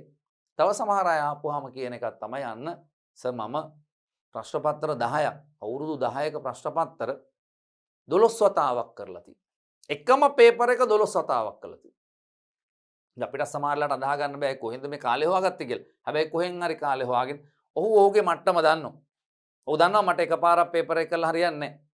අපි තුමු 2020 පේපර් එකේ MCQ 50 බයෝ පළවෙනි පාර කරා MCQ 50න් 40යි හරි. ඊට පස්සේ තව සතියක් දෙකක් තුනක් ගිහලා ආයෙ ඔය MCQ 50 කරනවා. අන්න ලකුණු ටික බලන්න. ආයෙ තව සතියක් දෙකක් මාසයක් ගිහලා අන්න ආයෙත් කරලා බලන්න. එහෙම කරලා අඩුම ගානේ 6-7 වතාවක් කරපුවාම තමයි 2010 පේපර් එකෙත් MCQ 50ටම හරියට උත්තර ලකුණු කරන්න පුළුවන් වෙයි. ඒක තීරණය කරන්නේ තමන් එකපාරක් කරා MCQ 40යි හරි. ඊට පස්සේ අර වැරදි වෙච්ච උත්තර ටික නිවැරදි කරගත්තා. දෙවෙනි පාර කරනකොට කෙලින්ම 50 හම්බ පුළුවන්. ආයෙ බලන්න දෙන්නේ. ඒ දක්ෂෙක්. හැබැයි පළවෙනි පාර කරා MCQ 50 40යි හරි. ඒකේ උත්තර ටික නිවැරදි අර වැරදි උත්තර ටිකත් අපි හොයාගත්තා. ඒ ටිකත් බැලුවා. බල දෙවෙනි පාර අපි ආයෙ කරනකොට ඒත් 50ම ගහන්න බෑ. එහෙනම් දෙපාරක් කළා ප්‍රමාණවත් නැහැ. තුන් පාරක් කළා බලන්න. තුන්වෙනි පාර කරපුවාම අන්න හැබැයි අපි මාසයක් විතර ගිහිල්ලා ආයෙ කරපුවාම මොකද වෙන්නේ? අර කලින් 45ක් හරියට උත්තර ලකුණු කරපු එකේ දැන් පුළුවන් 35යි. එහෙන් පහළට වැටෙන්න පුළුවන්. ඒක තමයි කියන්නේ මේව නැවත කරන්න අපි ඉගෙන ගමු මොකාගෙන්ද? මෙන්ඩල්ගෙන්. එහෙනම් මෙන්ඩල් මොකද කරන්නේ? මෙන්ඩල් සෑම පරීක්ෂණයක් සඳහාම ප්‍රවේණික මුහුම් දහස් ගණනක් සිදු කර අන්න එම පරීක්ෂණවල නිවැරදිතාවය තහවුරු කර ගැනීම. එහෙනම් මෙන්ඩල් මොකද කරේ? එකම පරීක්ෂණය දහස් වාරයක් සිදු කරලා ඒ පරීක්ෂණවල නිවැරදිතාවය මක් කරගත්තද? ඔහු විසින් අන්න තහවුරු කරගත්තා. ඒක ඔහුගේ පරීක්ෂණ සාර්ථක වෙන්න එක හේතුවක් වුණා. දෙක, ඔහු මේ පරීක්ෂණ ඔහුගේ ඩයරිය අරගෙන හැම පරීක්ෂණයක්ම ඩයරියේ මේවා ලිව්වා. උස ශාකයක් මිටි ශාකයක් එක මුහුණුකරණය කරලා ඔහුට අන්න වත්තේ හම්බෙච්ච ප්‍රතිඵලේ වත්තේ මේවා පැල කරේ ඒක ඔහු ලිව්වා. ඊට පස්සේ ඔහු අන්න ආපහු දම් පාට මල් පිපෙන ශාකයක් සුදු පාට මල් පිපෙන ශාකයක් එක මුහුණුකරණය කරලා ලැබිච්ච ප්‍රතිඵල ටික ලිව්වා. ඊට පස්සේ රළු බීජ සිනුදු බීජත් එක්ක මුහුණුකරණය කරලා ලැබිච්ච ප්‍රතිඵල ටික ලිව්වා. සියලු දේවල් අන්න ඔහු ලිඛිතව තබා ගැනීමට වග බලා ගත්තා.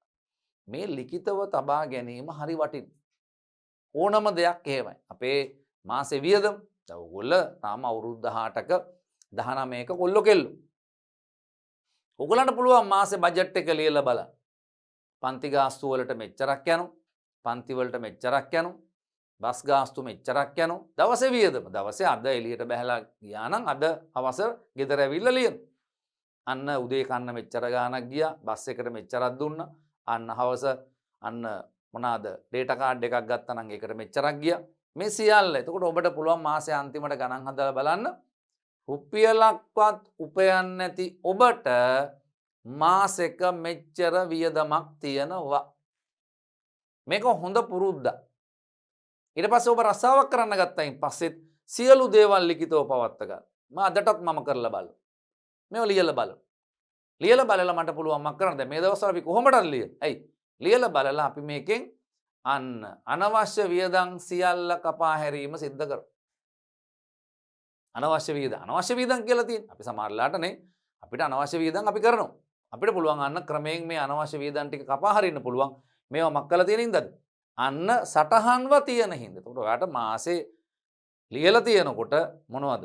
අන්න පළවෙනිදා මොනවද කරේ? දෙවෙනිදා මොනවද කරේ? තුන්වෙනිදා වියදම්, හතරවෙනිදා වියදම්, පස්වෙනිදා වියදම්. දවස් 30 ගැන හිතන්න. දවස් 30ම ලියලා තියෙනකොට ඔබට හිතා ගන්නවත් බෑ සමහරලාට මං උපයපු මුදලෙන් මෙච්චර ප්‍රමාණයක් වියදම් කරලා තියෙනවා. මට ඉතුරු කරන්න පුළුවන් වෙලා තියෙන්නේ මෙච්චර. මම වාහනේට ගිහුව පොලිසියෙන් විතරයි ඉතුරු වෙලා තියෙන්නේ. වෙන රුපියලක්වත් මගේ අතේ ඉතුරු වෙලා නැහැ. එහෙනම් මෙන්න මේවා මම කරන්න පුළුවන්ද? මං අයින් කරගෙන මට මේවා මගාරව ගන්න පුළුවන් කියන එක අපි මෙන්ඩල්ගෙන් ගමු. මෙන්ඩල් මොකද කරේ? දෙක. තම පරීක්ෂණවල පරීක්ෂණ වාර්තා තබා ගැනීම. ඔව් ඒවා නිකන් තිබ්බේ නෑ. ඔව් මතකේ තියන් හිටියේ නෑ. ඔව් ඒවා ලියලා දැම්ම. එමගින් අන්න ප්‍රවේණියේ බොහෝ රටා මගහැරීම වළක්වා ගැනීමට ඔහුට හැකි වුණා. ප්‍රවේණීය රටාවල් ටික ඔහුට අන්න මගහැරවන්න නැතුව කරගන්න පුළුවන්කම ඔහුට ලැබුණා. ඔහු ඔතනින් අතර වුණේ. ඔහු යනවා ඊළඟ එකට බලන්න. මොකද්ද කරන්නේ? ඔහු අන්න මේ බලන්න. ඔහු උසශාක දෙකක් මුහුණුකරණය කරනවා.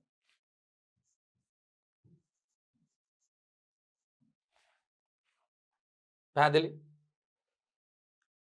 ලැබෙන්නේ උසශාක. පැහැදිලි? ඔහු අන්න හරි ලේසියිනේ වැඩේ.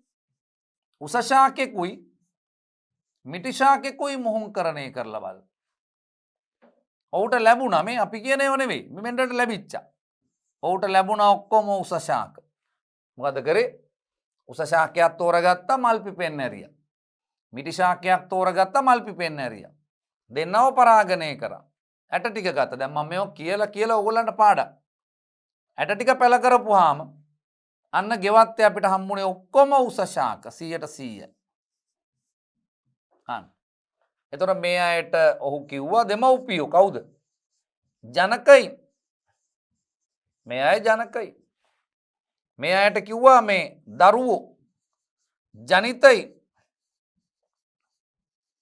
අන්න. මෙන්න මේ ලැබිච්ච પરම්පරාවට මම කිව්වා F1 කියලා. මං කියන්න කලින් මෙන්ඩල් කිව්වේ. හැබැයි අපි හැඳින්වීමකුත් දුන්නා මොකද්ද? මේ මුහුණුකරණයේදී ලැබෙන පළමු પરම්පරාව F1 પરම්පරාව. එතකොට උසශාක මිටිශාක මුහුණුකරණය කරපුවාම ලැබුණේ උසශාක. අපි නම් ඔච්චරයි කරන්නේ. අපි මොකද කරන්නේ? අපි උසශාක මිටිශාක මුහුණුකරණය කරා උසශාක ලැබුණා. අපි කියනවා රයිට්. උසශාකයි මිටිශාකයි මුහුණු කරපුවාම උසශාක තමයි හම්බෙන්නේ.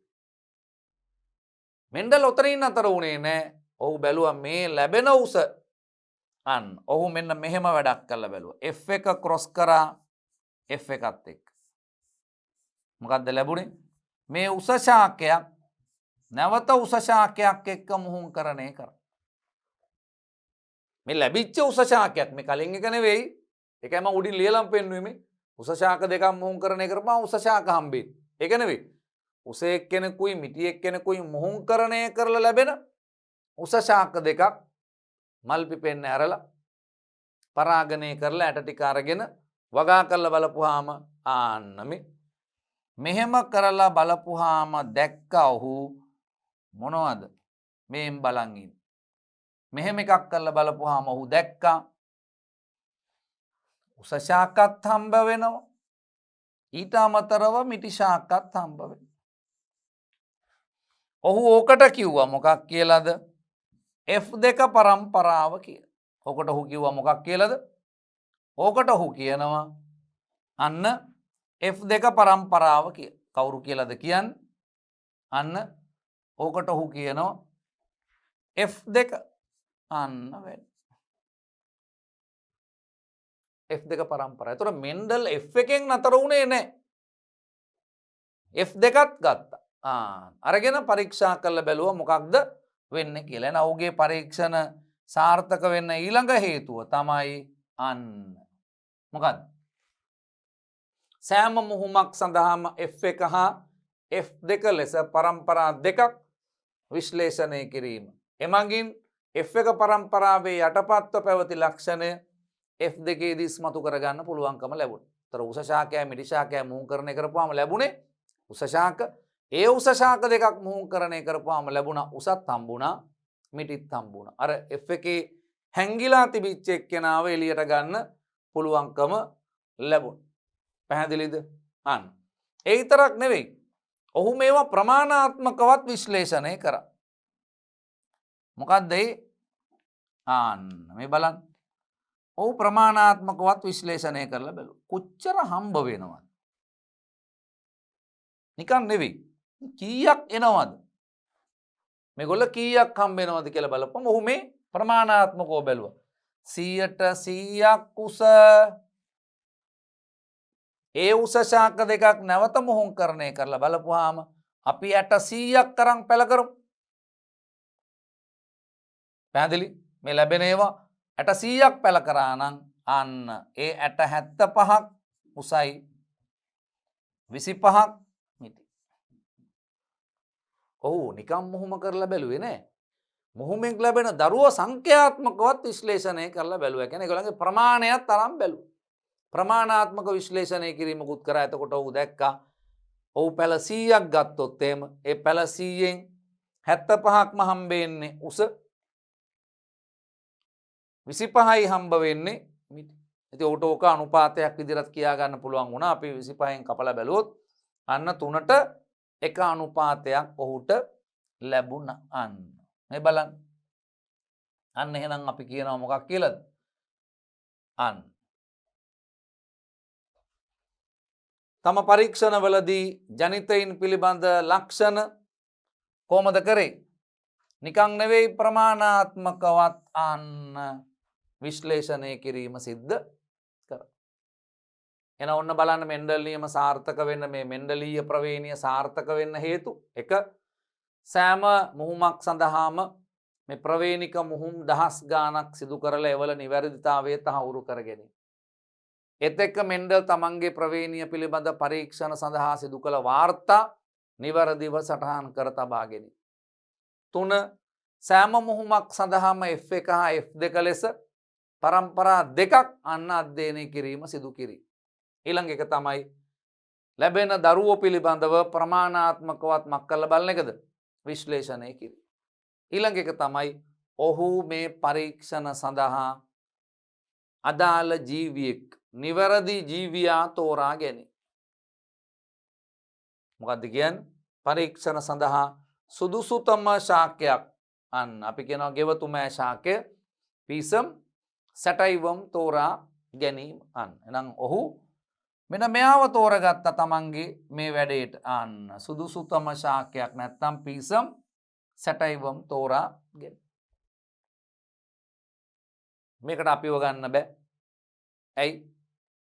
අන්න අපිව මුහුණකරණය කරන්න නීත්‍යානුකූලව වයස අවුරුදු 18 සම්පූර්ණ වෙන්න වෙයි. වයස 18 සම්පූර්ණයි පස්සේ තමයි ගෑනු මිනිස්සු කසාද බඳින්නේ. කසාද බැඳලා අන්න අපි දරුවෙක් හදනවා. ඒ දරුවා හදන්නත් දස මාසයක් යනවා.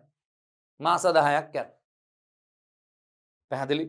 සති 40ක ගර්භණී කාලයකින් පස්සේ තමයි දරුවා උපදින්නේ. ඒකත් ජීව විද්‍යාව. යටින් ඉරි ගහ ගන්නවා. ගර්භණී කාලයේ සති 40යි. එතකොට වයස 18ක් ගියා. ගර්භණී කාලේ අපි හිතමු මාස 10යි. එතකොට ඒකටත් අවුරුද්දකට ආසන්න කාලයක්. දැන් 19යි. 19 දී ඔන්න ගෑනු දරුවෙකුට දරුවෙක් උපදින. අපි යෝජනා කරන්නේ නැහැ ජීව විද්‍යාත්මකව මේ වයස 19 දී කසාද බඳින්න කියලා. පැහැදිලි? අපි කියන්නේ අන්න මේ වයස අවුරුදු 25 ඉක්මවල යන එක තමයි වඩා සාර්ථක කියලා. එතකොට තමයි මේ වඩා සාර්ථක වෙන්නේ මේ වැඩේ. ඒක තමයි අපි කියන කතාව. හැබැයි අපි මේක නිකන් කියමුකෝ මේ. නිකන් කියන එකක් නෙවෙයි. ඒතර අවුරුදු 19. අවුරුදු 19න් පළවෙනි දරුවා හම්බ වෙනවා. අපිට එයා බලන්න පුළුවන් කොයි වගේද කියලා. හැබැයි ඒ දරුවව ප්‍රජනනය කරන්න තව අවුරුදු 18ක් බලන් ඉන්නවා. පැහැදිලි? ඒතර තව අවුරුදු 18 දී තමයි. ඒතකොට අම්මට වයස අවුරුදු 36ක් 37ක් වෙනකොට තමයි තමන්ගේ දරුවව කසාද බඳින්න පුළුවන් වෙයි. ඒ අම්මා 18න් බැන්දොත්. ඒතර ඒ දරුවව අන්න උපදිනවා තව අවුරුද්දක් යනවා. ඒ දරුවට 18ක් වෙන්න ඕන. අන්න එහෙනම් අපිට අපේ ජීවිත කාලය තුලදී උප්පරිම බලන්න පුළුවන් පරම්පරා 2යි නැත්තම් උප්පරිම 3යි. ඒත් ඉතින් අපි අවුරුදු පරම්පරා 3ක් බලන්න අපි සෑහෙන කාලයක් ජීවත් වෙන්න ඕන. පරම්පරා 3යි. එහෙනම් මේකට මානවය ගැලපෙනවද? මිනිසා මේකට කොහෙත්ම ගැලපෙන්නේ නෑ. ඇයි හේතුව? අපේ කෙටි ජීවන චක්‍රයක් නෙවෙයි තියෙන අපිට තියෙන දිගු ජීවන චක්‍රයක් තියෙන ලොකු එකක් තියෙන. පැහැදිලි? මේකට අලියෙක් ගැලපෙන්නේ නෑ. පැහැදිලි? අලි ප්‍රජනනය කරන්න පටන් ගන්න වයස අවුරුදු 36 විතර කියලා කියන්නේ. අලින්ගේ ගර්භණී කාලය මාස 24ක්. දැන් ඕගොල්ලන්ගේ අම්මලා බයින්නේ ඕගොල්ලන්. දන්නවද? දස මාසයක් කුසේ තියාගෙන හැදුවේ. කොහොමද කතා කරන්න කියලා අපිට බයින්නේ. එතකොට අලින්ගේ අම්මලා පැටවුන්ට බයිනව ඇත්තේ. දන්නවද? මාස 24ක් කුසේ තියන් හැදුවේ කියලා තමයි බනින්නේ. ඉතින් ඒ හින්දා මේකට අපිව සෙට් වෙන්නේ නැහැ. ඒතර අපිට මේකට හොයාගත්ත එහෙනම් මෙන්ඩල් මේ ගෙවතුමෑ ශාකය තෝරගත්තා. ඊට පස්සේ අපි හොයලා බලනවා ඇයි මේක තෝරගත්තේ? ආන්න එකක් නම් ඔය අපි දන්නවා. එකක් අපි ඔය දන්නවා කෙටි ජීවන චක්‍රයක් තියෙන එකනේ. අපේ මේ ස්පෑන් එක එන දිගයිනේ. ආන්න. එහෙනම් අපි ඊළඟට හොයලා බලමු. මෙන්න කාරණා 4 ඔලුවට දාගන්න. සෝරි 5ක් තියෙනවා. ප්‍රධාන කාරණා 5යි. ඔය 5 හොඳ අවබෝධයක තියාගන්න. ලියලා පාඩම් කරන්න. අපි යනවා ඊළඟ එක බලන්න. මේ බලන්න.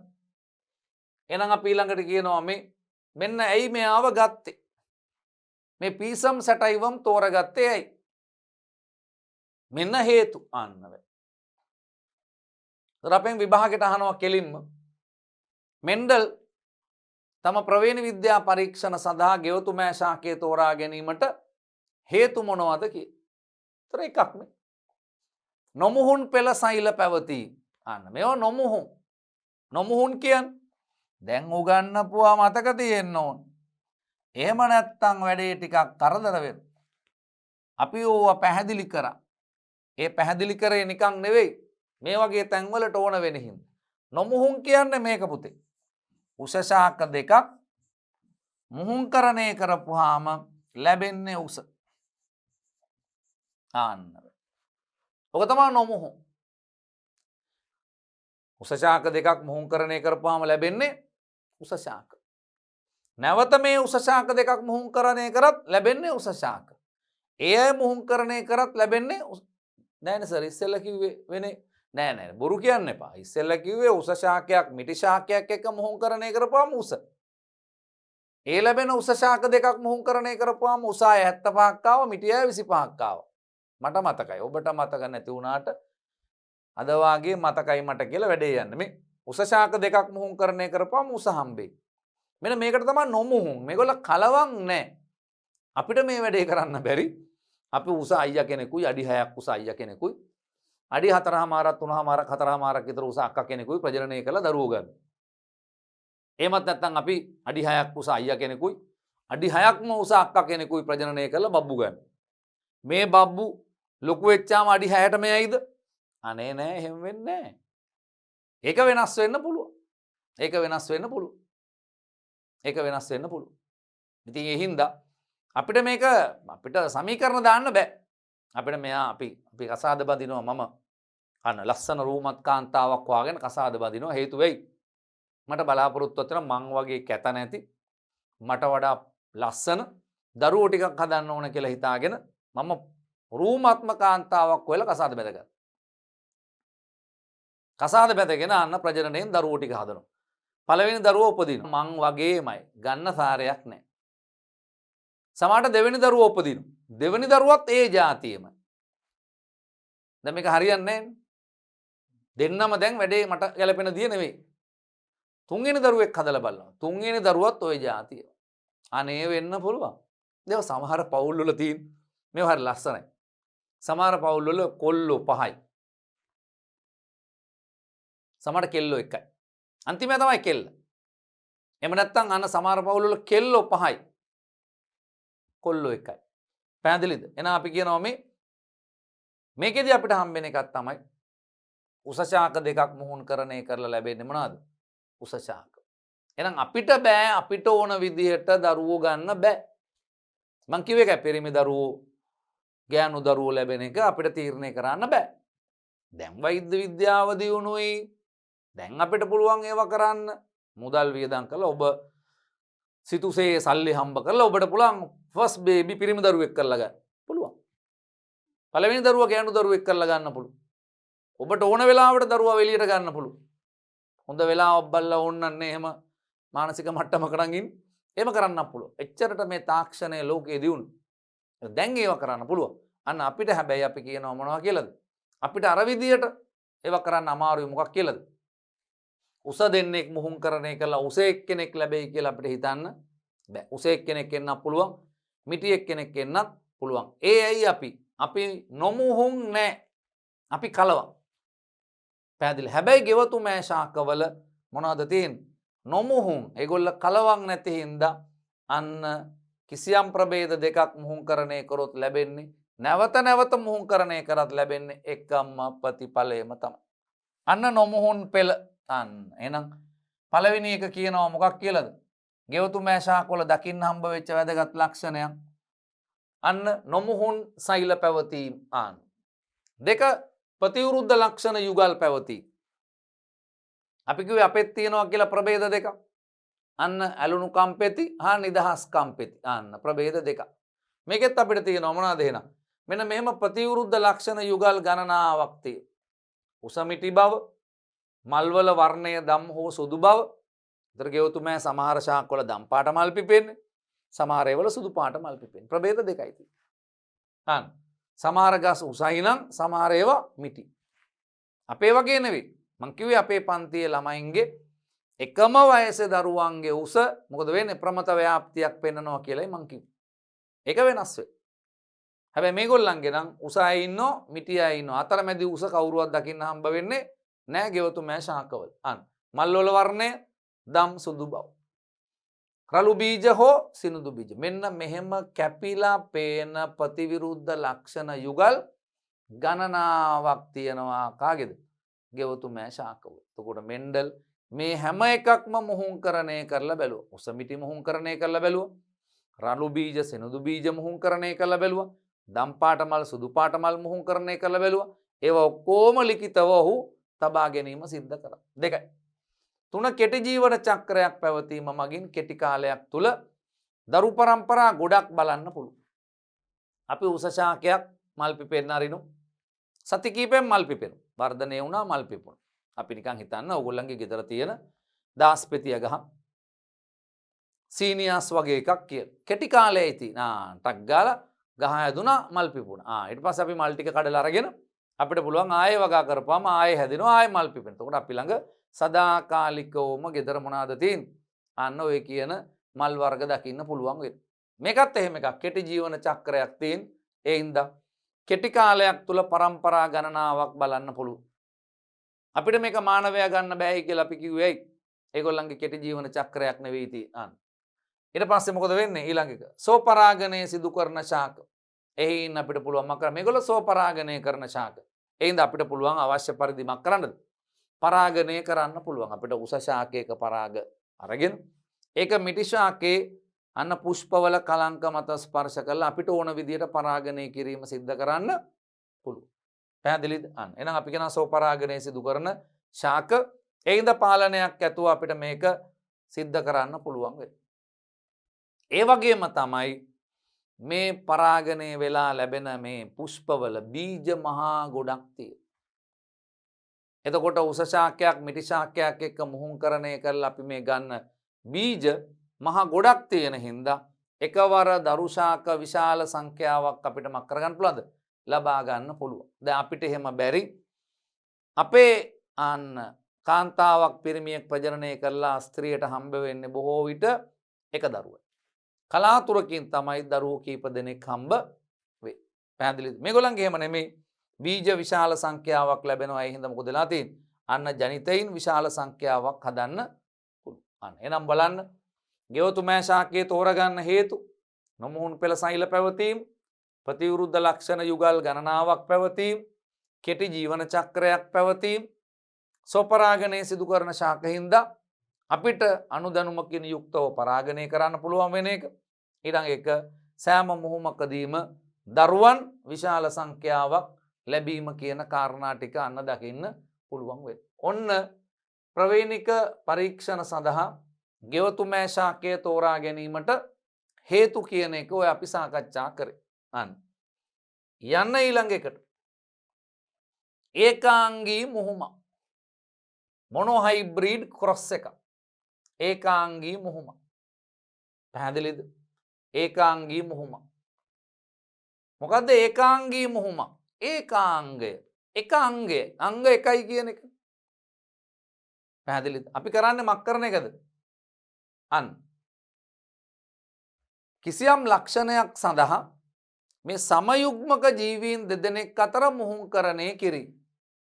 සමයුග්මක ජීවීන් දෙදෙනෙක් අතර මුහුංකරණය කිරීම අන්න අපි කියනවා මොකක් කියලාද? අන්න ඒකාංගී මුහුමක් කිය. මේ බලන්න. මොකක්ද ඕකෙදි කියන්නේ?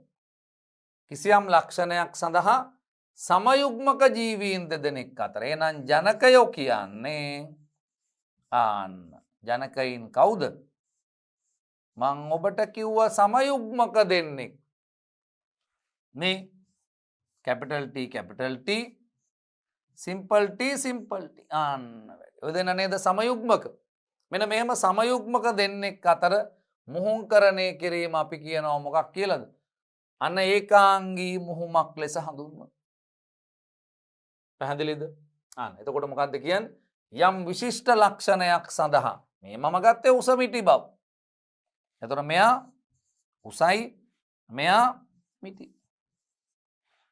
ඒ වගේම අපිට පුළුවන් ඕනනම් රළු බීජ සිනුදු බීජ ගන්න. කැපිටල් R සිම්පල් R මුහුංකරණය කරනවා සිම්පල් R එක. මේ රළු බීජ මේ සිනුදු බීජ. අන්න ඔන්න අපිට හම්බෙන ඒකාංගී මුහුමක්. දැන් ඔය ඒකාංගී මුහුම අපි ටිකක් ඉස්සරහට අරගෙන යමු කොයි වගේද කියලා බලන්න. ඒකාංගය මොකද්ද ඒකාංගයක් කියලා කියන්නේ? පැහැදිලිද? එතකොට ඔය ඒකාංගය කියලා කියන්නේ එතකොට ඒකාංගී මුහුමක් කිව්වේ මේකනේ දරුවෝ. ඒකාංගී මුහුමක් කිව්වේ කැපිටල් T මුහුංකරණය කරනවා කාත් එක්කද? සිම්පල් T එක්ක. එහෙම මුහුංකරණය කරලා බලපුවාම අන්න අපිට හම්බෙනවා මෙන්න මේ විදිහේ කෙනෙක්. ඔක වෙන්නේ කොහොමද කියලා අපි අරගෙන මෙන්ඩල්ගේ පරීක්ෂණත් එක්ක යමු. එතකොට මෙන්න මෙයා තමයි අපි කියන්නේ කවුරු කියලාද? ඒකාංගය. අන්න වැඩි. එතකොට ඒකාංගී මුහුමකදී ලැබෙන කවුද? විෂම යුග්මක ජීවියා. විෂම යුග්මක ජීවියා අපි හඳුන්වනවා මොකක් කියලාද? ඒකාංගය ලෙස හඳුන්වනවා. බලන්න මොකක්ද කියන්නේ කියලා එහෙනම්. මේ අන්න ඒකාංගී මුහුම කිව්වේ මේ જાති එකක් මුහුම් කරන එක. මේක තමයි අපි කියන්නේ ඒකාංගී මුහුම. මේක අපි කියනවා මොකක් කියලාද?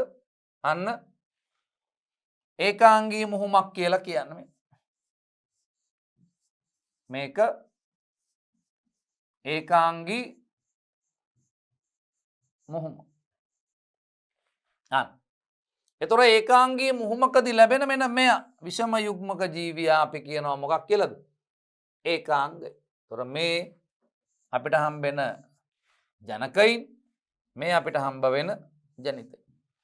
කිසියම් විශිෂ්ට ජානයක වෙනස් ඇලීල සඳහා සමයුග්මක තත්ත්ව සහිත ජනකයින් මුහුන් කිරීම මගින් ලැබෙන තනි ජානයකට අදාළ විෂම යුග්මක ජීවිය. ආන්න මේ තනි ජානයට අදාළ විෂම යුග්මක ජීවිය අපි හඳුන්වනවා මොකක් කියලාද? ඒකාංගය ලෙස හඳුන්වනවා. මේදී සලකුණු ලබන එක් ලක්ෂණයක් පමණ ප්‍රවේණිගත වන ආකාරය අධ්‍යයනය කරලා. එතකොට මේකෙදි මොකද වෙන්නේ? එක ලක්ෂණයක් මේ. අන්න උස මිටි. මෙයා උසයි. මෙයා මිටි කියන එක තමයි අපි මක් කරන්නේද? පරම්පරාගත වෙන හැටි හොයලා අන්න බලන්නේ. අන්න වැඩි. හරි. අන්න මේ බලන්න එතකොට එතකොට අපිට හම්බුනේ ඒකාංගී මුහුම. මේ ලැබිච්ච ජීවියා තමයි අපි කියන්නේ අන්න විෂම යුග්මක ජීවියා අපි කියනවා මොකක් කියලාද? ඒකාංගය. එතකොට ඔන්න ඔය ඒකාංගී මුහුම පිළිබඳව මෙන්ඩල් සිදු කරපු පරීක්ෂණ ටිකක් තියෙනවා. තුරෙන් මෙන්ඩල් මොකද කරේ? අන උස ශාක මිටි ශාක මුහුංකරණය කිරීම සිද්ධ කරලා F එක පරම්පරාව ලබා ගත්තා විෂම යුග්මක ඒකාංගය.